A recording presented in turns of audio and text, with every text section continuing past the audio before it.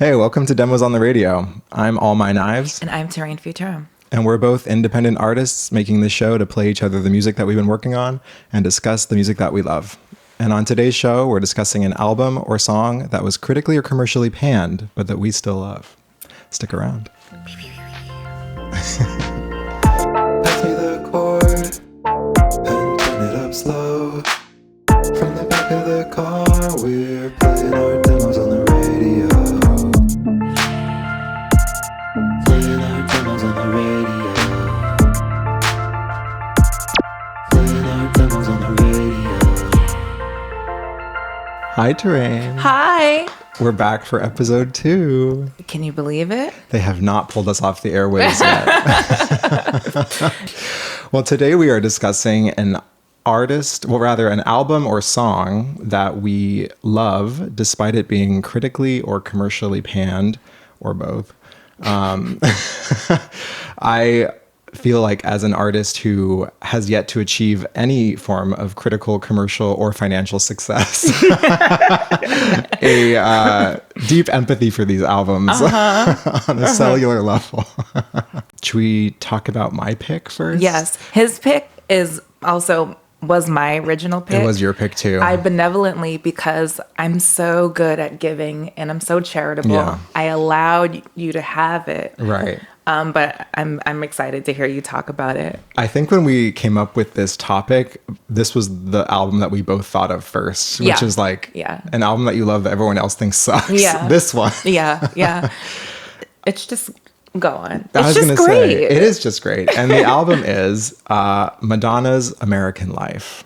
So this came out in 2003, which was earlier than I thought, actually. I thought it was out a little bit later. Okay. I definitely did not hear it when it came out because I was 10 years old. Okay.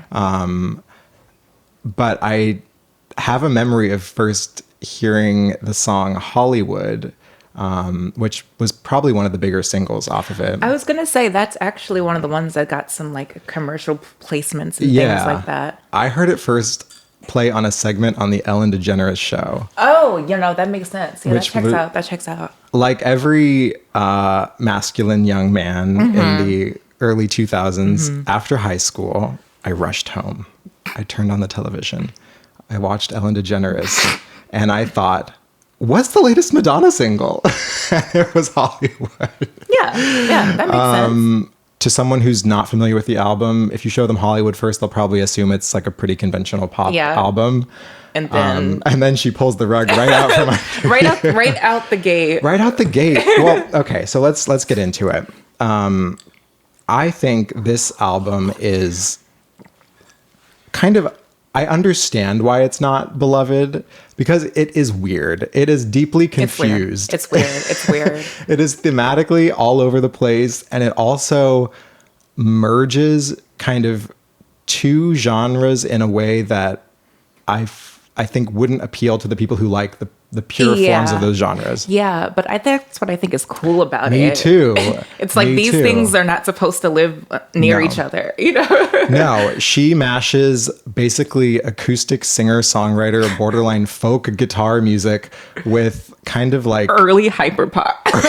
yeah. Early synth pop and like kind of basic hip hop beats and stuff. And it's a weird choice, and it happens to be one that I really like. This to me is the closest Madonna's gotten to making a bedroom pop record. Okay. Which I think, come along with me, but I think I'm trying. I think of it as a minimalist record in a way. There are so many points on this album where it's just her voice and a guitar, or just her voice and a beat, or just her voice alone even. And the voice is produced in such a way that it's right up in your ears. There's not reverb on it. There's not a lot of delay. That's true. Occasionally it's doubled, but it's pretty, like if you had to recreate a Madonna album on your own with your laptop, this is one that you could actually get kind of close to in a lot of spots, not everywhere. That's true. I guess I didn't think about that, but that's true. I think the fact that it is so simple production wise makes it feel intimate, despite its kind of confusing lyrical hodgepodge, thematic hodgepodge. Because on this thing, she bounces around. I think it's ostensibly supposed to be kind of a political social commentary album, but she bounces between that, conventional love songs, grappling with motherhood, grappling with being a child and having conflict with parents, divorce, fame, being the biggest celebrity on the planet, and also having a deep need for spiritual wholeness. Like, she really kind of runs the gamut all over this thing. Yeah. And I don't know, do you have thoughts about it thematically? I feel like I've said this before, but it's like her Yeezus. You have said that before, and I'm glad you said it on the pod, because the moment you said it, I was like, save that shit for the podcast. No, because like it's like a here damn kind of album. It's like, you want to fucking hit like here. But it's not that. And I feel like she's trying to like, I think that's why it's a weird mix. It's an anti-pop album. Yes. Yeah. It's like she's trying to like touch on the kinds of like tropes that like are like dance pop music. Right. But also trying to be alienating. So she made weird mixes to like, push some buttons. Yeah, to be kind of confrontational. I think she wanted it to be kind of like offensive. And I think she succeeds in that respect. It does seem like the whole thing is a little bit at war with itself and within her. And there's like kind of these the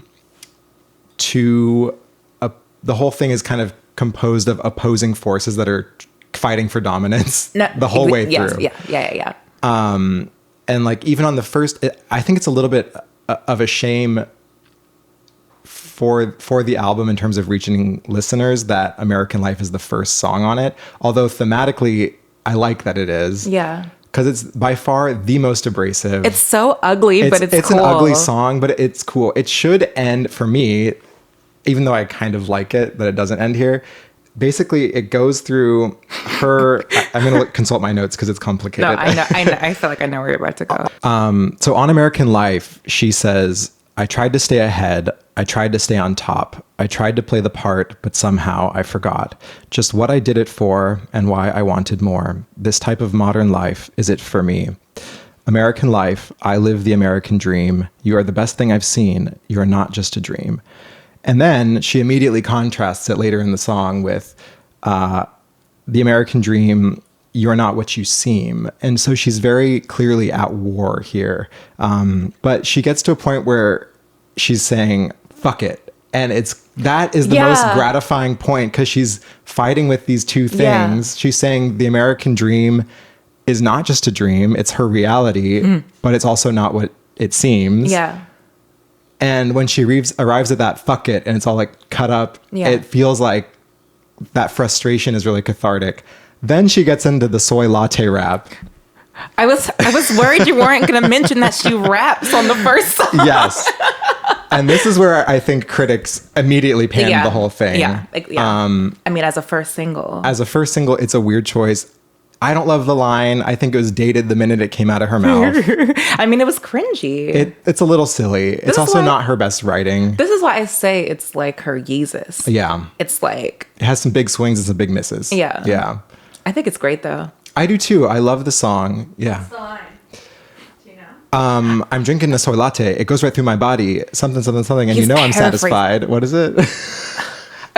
Do it. I'm drinking a soy latte. I get the double shot. It goes in through my body, and you know I'm satisfied. I drive my Mini Cooper, and I'm feeling super duper. Yeah, they tell me I'm a trooper, and you know I'm satisfied. I got a lawyer and a manager, an agent and a chef, 3 nannies, an assistant, and a driver and a jet, a trainer and a butler, and a bodyguard of 5, a gardener and a stylist. Do you think I'm satisfied? Yeah. The flow is kind of, I fuck with the flow. It's a little bit white lady on the beat, but... No, yeah. It was a choice. And I don't know, I love it for its awkwardness. It's like an ugly dog that you can't help but love. But You know how some things are like, oh, it was cool for the time. It was not cool back No, then. it was not. Like there was no like, oh, it was a different time. Like people hated it the second it came out. Yes, and it hasn't aged great, but the rest of the song also is, I think, is worth people's time. But for me, the best song is the closer, which is Easy Ride, because I think she completely coalesces everything that she's trying to do in a way that becomes beautiful on that track. Yeah. It's a little slower, but it has the guitars, it has the beats, it has the strings, it has, you know, obviously her voice. It's got beautiful strings. It has a restraint to it that American Life does not have. Yeah. And it also, I think, lyrically begins to come to a place of acceptance, if not complete, like, she doesn't resolve the issue. She kind of ends up in a cycle, which is interesting. That's what that gives to me for sure. And she says, I want the good life, but I don't want an easy ride. What I want is to work for it, feel the blood and sweat on my fingertips. She's admitting that she wants, you know, kind of this nice, beautiful, big life she has, but Madonna is a hard-ass worker. She's a workhorse. It also speaks, I think, to a certain American idea of work and earning it. And I think it's kind of like she's a little bit embarrassed of how like pampered her life is. I think you're right. Here she starts to touch on motherhood. What I want is to find my place, breathe the air, and feel the sun on my children's face, which I think is a gorgeous lyric. Feeling the sun on your children's face. Obviously, you can't feel another person's corporeal sensations, but to me, that really feels like only a mother could write that line of like, as if her children's bodies are extensions of her own. I think it's just really kind of a beautiful piece of writing. And then it ends with, I go round and round just like a circle. I can see a clearer picture. And it kind of repeats that. But she never fully arrives at like, okay, the song also kind of ends with a loop that gets distorted and the album finishes that way. And for me, it's kind of haunting and chilling. That's so but interesting. She feels like she's at peace with her two desires. Like they're both still there. I want to be the megastar. I want to be on top of the world. I want to have it all. And I want to just have my simple life with my kids and be at peace. I don't know. I think it's nice. Yeah. Wait, sorry. Fucking, I'm So Stupid. I'm So Stupid is fantastic. That's the most Yeezus one, I is. Think. It's also a little hyperpop and a little... Definitely Yeezus, the whole like, so stupid. Why did she start the fucking song like that? Yeah, it's like, but I love that. That's such a good choice because it is abrasive. Yeah.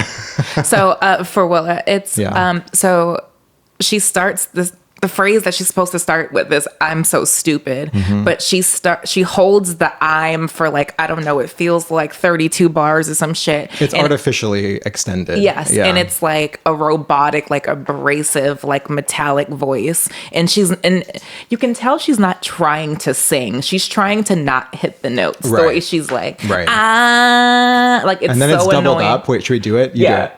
Okay, let's do it. So it's like,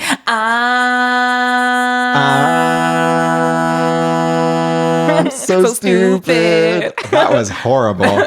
That was great. I mean, that's literally what it sounds like on the album. So I'm gonna auto-tune the shit out of it, actually, so that way it works. That'd be fun. Do that. Okay. And then, though, in the middle of the album, you have a song like Intervention, which is a straight up acoustic guitar song. That's the one that if you're an acoustic singer-songwriter fan, you're going to think it's beautiful. And it is beautiful. It's one of my top 4. My 4 favorites are Easy Ride, Die Another Day, Hollywood, and Intervention.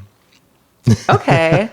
Kind of all over the place. Yeah, it is all over the place. Die Another Day, which was made for the James Bond film, I believe. Yeah, that's what I was going to say. Like, this album somehow spawned a movie soundtrack. This is the classic Madonna. Yes. It's like this controversial, aggressive, like...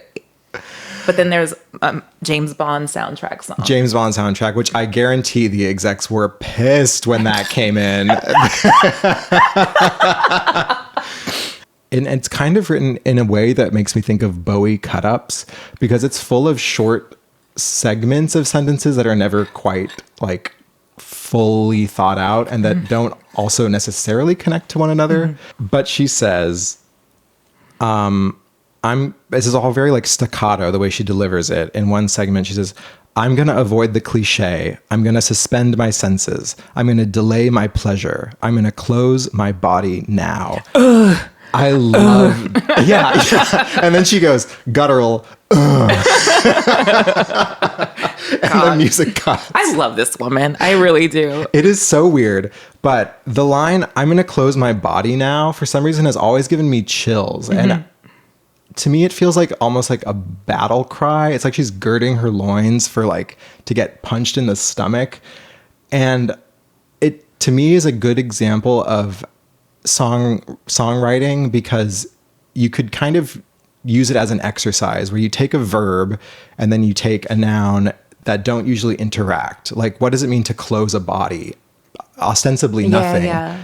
But clashing them together creates a space for an ambiguous sense of meaning, which I always look for in good lyric writing. Same. It gives you a sense that of protection, maybe physical trauma or something, where you are shutting off your relationship with your body. And for some reason, I've always found it such a powerful lyric, especially following, I'm going to delay my pleasure. I'm going to suspend my senses. In closing, I guess I described to myself American Life as an album about opposites wrestling for control. And they kind of just keep tumbling all the way to the end. But there's like they become like kind of more of a peaceful dance at the end, as opposed to this like violent clash that they start out as in the beginning. And I was really worried when I picked it that I was going to listen to it again and not love it like I used to. And I love it even more now. I'm really I love this album. I think it's like might be my second favorite Madonna album. Wow. Okay. Yeah. What's your first? Probably Confessions on a Dance Floor. Basic. Just kidding. I hate it because everyone's gonna say that. It's like being like, oh, I love Britney's Blackout. Like, we know, girl. Like, Torraine. Yikes. What are we talking about? Okay. So, we're talking about Ariana Grande's magnum opus. Which one? Sweetener. Sweetener. Okay. Sweetener. This one, was it panned critically or commercially? So, what's funny is, Twitter is its own universe. Yes. And so I think because I was heavily on Twitter at the time and everybody had an opinion about this album.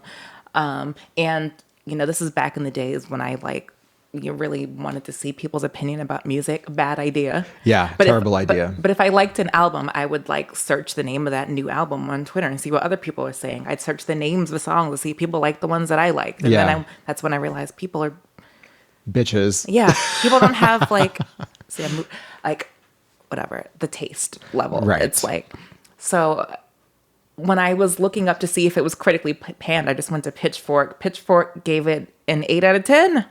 Oh, I vaguely remembered it having some positive press. Okay. Yeah, I was surprised by that because I wasn't reading any reviews when the album came out. I was, besides Twitter. Yeah. And it seemed like her fan base, the vocal ones on Twitter were disgusted by this album. And they were talking shit about Pharrell, saying he ruined our perfect pop princess, and saying that, this is Pharrell's fault. Oh my God. Well, the thing is, all these people are 12 and they've never heard good music in their life.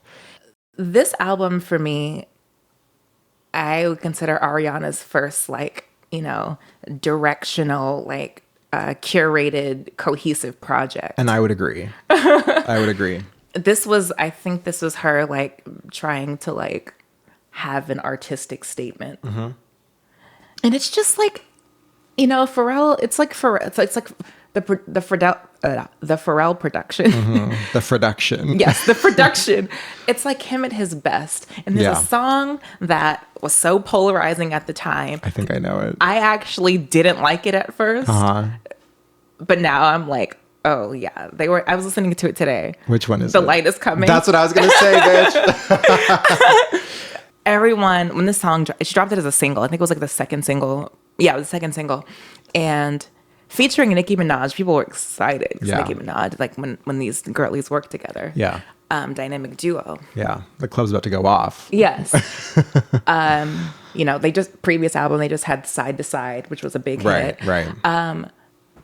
There's a sample in this song that pissed so many people on social media off. Okay. Because it carries throughout the entire song. I forgot about that till right now. It pissed me off too. And I still don't know how I feel about it. I love it. I love it because this is experimental for Ariana. It absolutely, it's experimental. Full period. Yes. Full period. Full stop. Full period. This is my heavy flow day. Yes.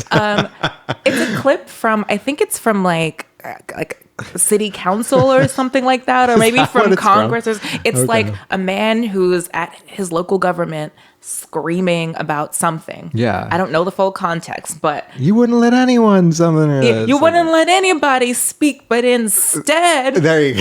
That's the That's the sample. That's the sample. Yeah. And it goes from second one until the end of the song. Right. It never lets up. No. At any point. And it's not on beat either. That's what I love about it. Like when it first came out, I was like, this song would be so good if it wasn't for that fucking sample. That's how I maybe still feel about it. No, now I'm like, no, this is genius. That's what makes it iconic, because it's fucking weird and it's not like a pleasant sound. No. And it's not like thematically related, at least that we can tell. Is it? Possibly. Okay. So here's my theory, and I hate being like gossipy on camera, but there are several songs on this album that I believe are in reference to Mac Miller. Okay. They had broken up in between her Dangerous Woman in this album. Okay. And there was like, you know, it was highly suggested that she was overwhelmed with his addiction, substance abuse problems. Right, okay. And there's like references throughout this album to that. Mm-hmm. And I don't know, like the song is about like somebody who's like negative and is over everything, and they suck the joy out of the room, and getting away from this person, like, help is good. Right. And so the first verse, what did she say? What did he say? You don't listen because you know everything. You don't even need dreams. Telling everybody stay woke, don't sleep. Okay. I think it's like someone who's like, you know, so self-righteous, and they think, you know, they're over everything, and they know better than everyone and everything. Everything mainstream is stupid and there's no value in anything. I don't, you know, like the kinds of people who are like, I could do that too, but I don't, because I'm over the industry. I could make a big hit, but I don't want to, you know, like that kind of like, you know, they're just like bitter. Yeah. The reason why I say it's specifically about Mac Miller is because Nicki and Ariana are friends outside of like working together. Okay. And there's a line where Nicki says, can't let a F-boy fuck up my good vibe. Something about a vibe. Yeah. And then she says, hey, Ariana, come let me give you a high five. Right. It's like, congratulations for... You got rid of the F-boy. Yeah, exactly. Right. There's, I think one of my favorite songs is Successful. Okay. I don't know that one off the top of my head. It feels so good to be so young and have this fun and be successful. Okay. I'm so successful. This one's more like, isn't it great that I'm young and I've achieved my dreams and we're having fun. It's appreciative. Yes. Right. And lyrics are like singing to like, you know, a partner. It's like, I had a good day at work. Nice. I got something. It's a surprise. It's That's a surprise. sweet. Yeah. Yay. Or isn't life cute? It's sweet. Yeah. It's not you bitches could never. Right. I don't know. I'm trying to think of what to say about this album. It's just great. Like, I don't understand what like the drama was about, besides the fact that I think some of these girlies just didn't want Ariana to like touch anything in like R&B, like an R&B or like a hip hop kind of sound. And it's not even that album. She'll get there in later projects, but this is like not even that. She was dipping a toe in. Yes. Also this was like her first album after there was a mass shooting at her concert. Oh, that's right. I forgot about that. So there's like the final song is like a reference to that. There's like 43 seconds of silence at the end of the album, something like that. it was just like her, like, I'm a paparazzi girl, tabloid girl album.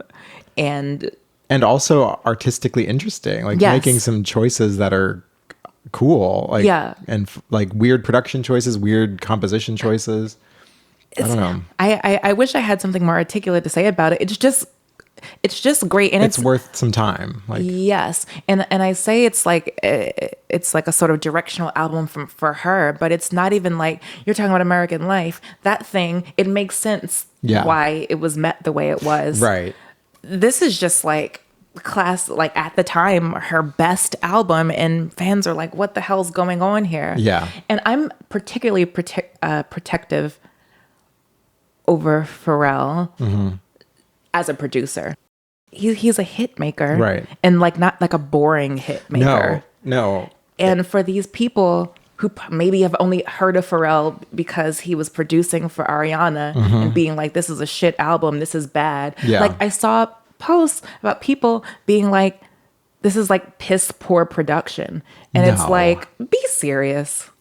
One thing about Pharrell and Timbaland is that I am most inspired by them as, this is not what they do exclusively, but minimalist producers in a way that like they don't need a lot to make something catchy as hell and slick and cool. They need one drum machine, one sample, and a melody, and that's all they need. And their brand of like, this isn't a phrase, but like minimalist hip hop, I find so compelling, and is why they're legends. I think. I just think her fan base specifically, was not ready for it. Yeah, because she hadn't made anything like that. But I don't know. When I hear it, it's just maybe it's because I have more musical, like I have more variety in things I'm interested in, and like I'm raised on like hip hop and R&B, so it's like it was. Besides some like weird like sample choices and like some like arrangements, it's a pretty like classically just like straight up good album. Good pop album. Like she has more. Does that one have God? Does it have God as a Woman on that? Yes. Yeah, that was a huge radio song. Yeah, that song has 1.4 billion streams. I saw. Okay, so that's why I was struggling to think of it as commercially panned, because I was like, it definitely. And I guess it wasn't, except. But maybe it was socially panned by her fan base. Yes. Yeah. But one of her best. Definitely. Cool. I'm going to give it another spin. I haven't heard it in a while. I listened to it today. Good, solid stuff. I think that's all I got to say about it. Cool. Sweetener. Stream it. It's good. It's not. It's good. It's just good. That's all. It's just good. Cool. Listen to both of those. Cool. Demo time. Oh my God.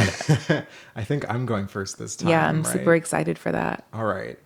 I have another song that will very likely be on whatever album I finish next. It doesn't fully have lyrics yet. It has a couple sketches of lyrics, but at the moment it has scratch vocals on it. So I'll ask you to... We're going to do a writing session? maybe. No, but to listen with a little bit of like, mostly for melody is what I'm trying to say, as opposed to what the words are, because a lot of them are nonsense. But the demo is called Tree with Teeth. Okay. The name comes from taking a walk back here, and there's a tree. Teeth? With teeth. No. It looks like it though. It has you know how trees have like holes in them sometimes? Like in the side of their trunk. Mm-hmm. And it didn't fully like grow back in to like repair it. It has these like two like almost like slats. It looks like. I hate that. I liked it. Let's hear this. Okay, Tree with Teeth. Tree with Teeth is so crazy.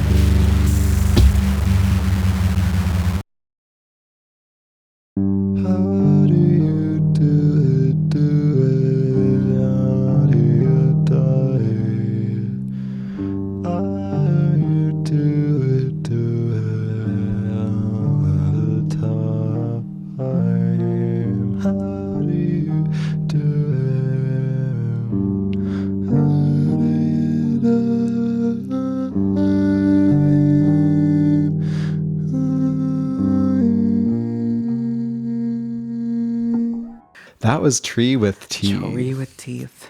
It is obviously not fully structured yet. It'll repeat probably certain sections. It needs lyrics written.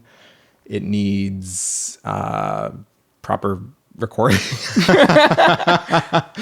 a demo. It's a very early demo, and I was happy because last time the demo was much closer to like a finished structure, and this one is not. And sometimes that's what happens when you write songs. We're in demo territory. We're deep in demo land, folks.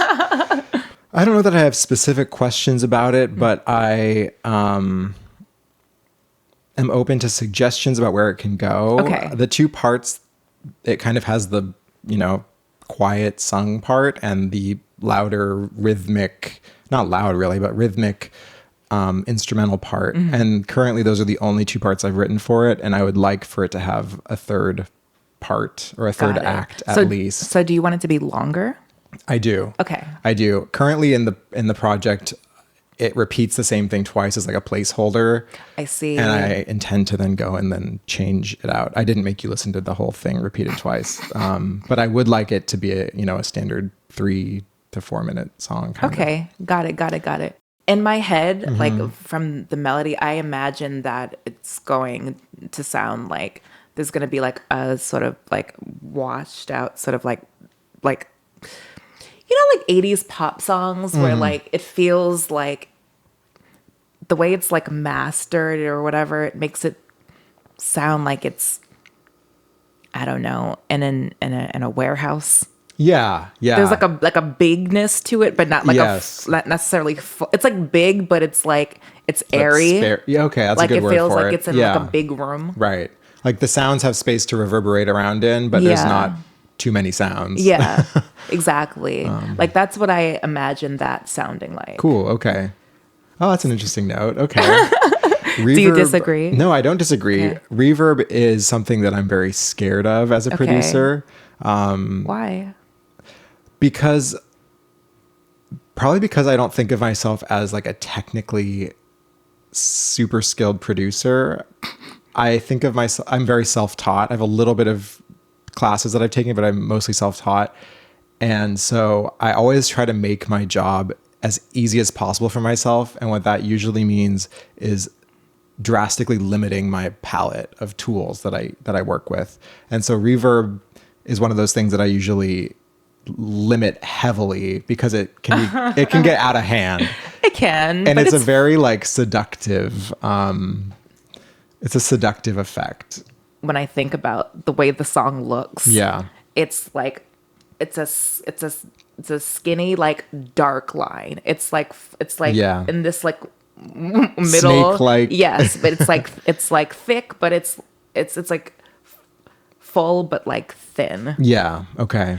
And it needs something that's like a little, that's like a housing for it. Yeah. Okay. Cool. But like not one that's stealing from like this little like middle section. Okay. Just something to like make it feel like it exists in a space or something. Yeah. Okay. Yeah. But it's a demo, so like. No, but that's helpful.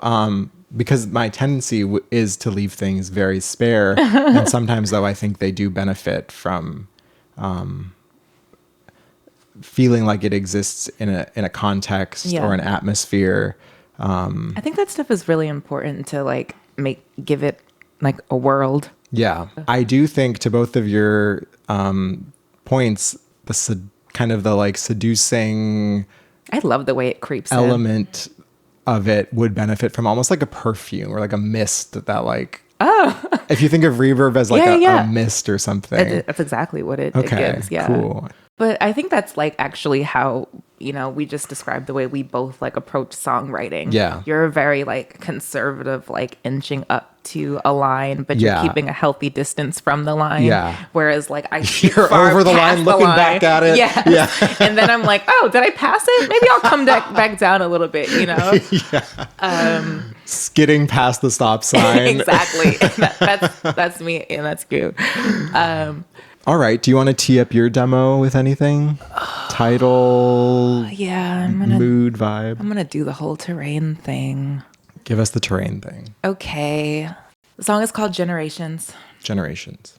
So this is one of the like the songs that, you know, came out of that initial like flurry of like a month where I realized like, oh, I should be rapping actually. The song is essentially about, it's kind of like an apology to people who care about me, with whom don't understand what, like, why I am the way that I am and why I don't connect to the, I'm not motivated by the same things that most people are motivated by in life, and how that can be confusing and frustrating to people who don't understand what you're doing, and how like your life can look like chaos to someone who just doesn't get your motivations. Right. That's a really unique perspective of writing a song, though. That's really like off the bat, I'm intrigued. Okay. Well, thank you. Yeah. It's just like, it's essentially like I apologize that, you know, how I exist naturally might feel like unnatural to someone else, or to people I actually care about. Right. Who like I don't want to be misunderstood by. Right. Right. And also being aware that like the ways that I exist can be like challenging to people around me to hear. Okay, Let's listen to Generations. Roll that thing back up. Roll it back. Roll that beautiful bean footage. Hold on. Okay, the other thing is the chorus does not sound good. And I tried it a few times and I'm like, it doesn't sound great to the point where I want someone else to sing it. Okay. Let's listen to this thing, child. Cool. Just keep in mind. Generations.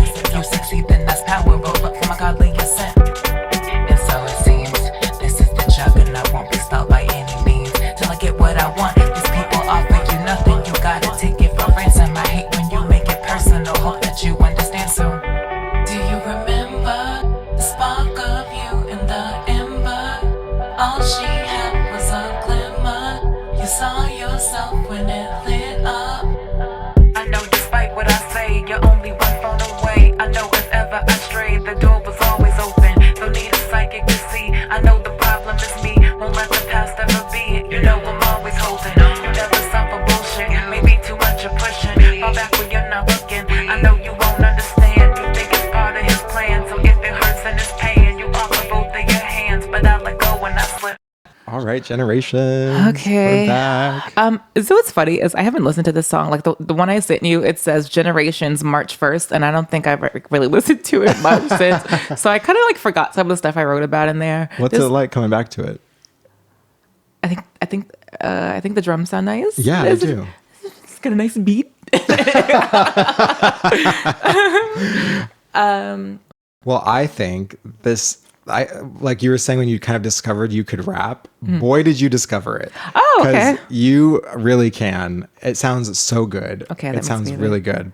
Also, just like you've got a really good sense of poetic imagery. There are a couple lines, I can't remember them word for word, but there was one about, I think, like bruises from close calls, which is so evocative. There was power wash pain with big pay is really, really clever. Thank you. They're good. They're just like really, like the lyrics are top notch, really top notch. That makes me I can't say enough happy. about them. Thank you. The beat sounds great. The music sounds great. The beat like switch ups. There's like a beat switch up where it Yeah. slows down and comes Yeah. back up, but also your flow then changes. It's good, Torraine. It's really good. Thank you. Yeah, I need you to know that. Okay, thank you. I only did that because I was trying to take your approach to making music, which is like the least amount of elements as possible. So I'm like, But like move them around. Yeah. kinda? So like instead of like changing something melodically to denote like this is a chorus, verse, whatever. Cool. I just was like, what if I just slowed it down? Yeah. And I slowed it down halfway through the chorus. It works though. It kind of keeps your attention in Yeah. a way that you're like, because it doesn't do it during both choruses, right? Does it? Or No. does it? Yeah. Which that's Well, one the of my, second chorus, it's like half the length as the first chorus. Okay, gotcha. That I think though is a really key thing to keeping a song interesting. Is like even if you technically have two choruses, don't make them exactly the same. Yeah. Like make something a little bit different. Yeah. Things that I realized songs that I like better even from myself are ones where you change something. Something. It can be subtle. Yeah. It can be obvious or it can be subtle, but like yes, Even like something. changing like one word. Yeah. Sometimes that's enough. Sometimes that'll change the whole meaning of like that phrase or something. Yeah. Any lyrics you want to highlight? Yeah. Actually, there's one like in the beginning that I like because it's like wordplay. Okay. What's like double meaning kind of thing. Well, the first verse is like, I started this as a suicide note. Right. Far from the girl that you knew with wild hope. Nothing to say, actually. Why wake up at all when you know it's the same every day? Right. With new scars, burned out and bruised, head cracked from close calls. So this is supposed to be like a double meaning type of thing where it's like a reference to being burned out by the times that I almost made it. Gotcha. Oh, from close calls. Yes, Got it. The times I yes. almost blew up. The Yes, times, cool, exactly. okay. Or the times I'm like, oh, This is it. look at all this cool shit that's going on. It's just Yeah. a matter of time now before Yeah. I'm all set. Right. And then, having that not happen. But it's also just a straight up reference to like, a suicide Harm. attempt. Yeah. Like- to self-harm. Right. I did not pick up on the other meaning, which is, I think doesn't diminish it at all because it's so powerful and obvious that it's about harm. But you as the writer knowing that that's in there makes a lot of sense, especially also knowing that there's like references to like your fashion career and other things down the line. The obvious thing to write there would be like, I got new scars because it's always been so hard. And it's like, okay, yeah. And that's fine. That gets the job done. Yeah. But like smart things like, is there a line about like a cracked skull or something? Burned out and bruised, head cracked from close calls. Burned out and bruised, head cracked from close calls. That kid's is excellent writing. Oh, She's thank not you. saying, I have a scar. It's just implied. She's not saying, I don't know, my heart is broken, which is fine also, but like It's fine. these are new ways to talk about pain. That is good writing. Thank you.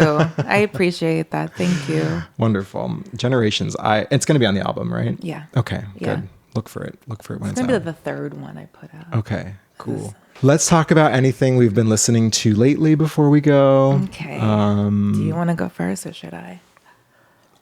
I kind of need a second to... No, I have one, but do you have one? So Yes. I get the opportunity to fucking talk about tennis. Yes, tennis. Okay, okay.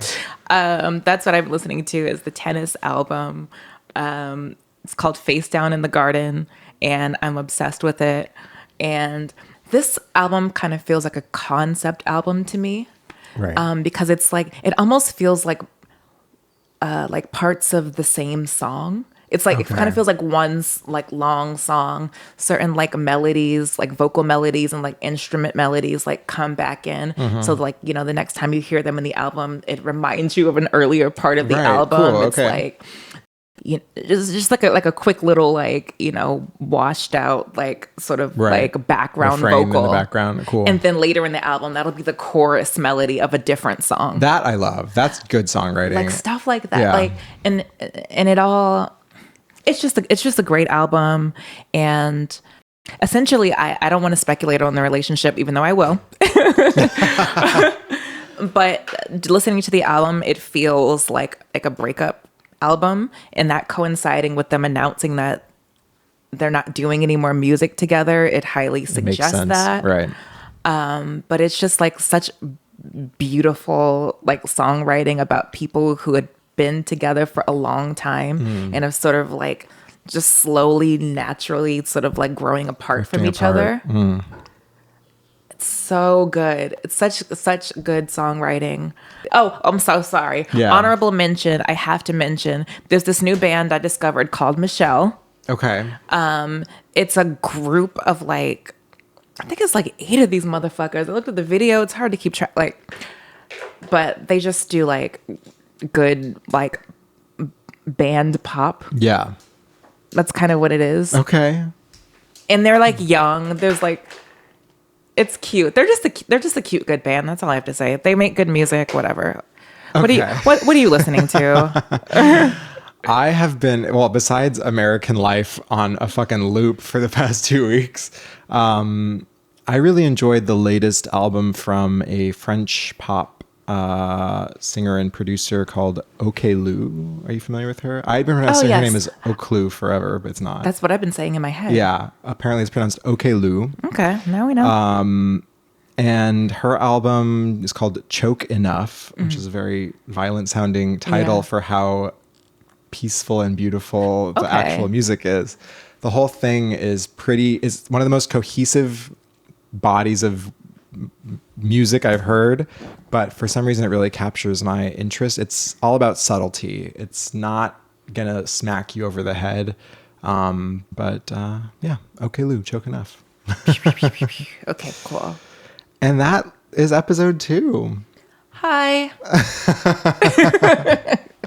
I'll have more energy in episode 3. Don't say that. We have tons of energy right now. Oh, yes. We're on stage. High energy. I'm on coke. What are you talking about? Yeah. Where the can people find your music, Torraine? All over the place, motherfucker. Torraine Futurum. TorraineFuturum.biz. It's not that. It's not .biz. All right, Torraine Futurum. Mine is under the name All My Knives. Any final sentiments for the folks? I know I'm putting you on the spot. Stay strong. Stay strong, and remember, it's not about comparing. It's about sharing. It's true. We'll see you next time. Bye. Playing our demos on the radio.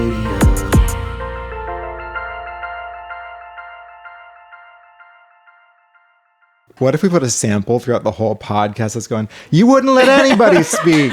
Oh my God, that would be so great. Maybe we should try that. Are we rolling? Yes. We're rolling.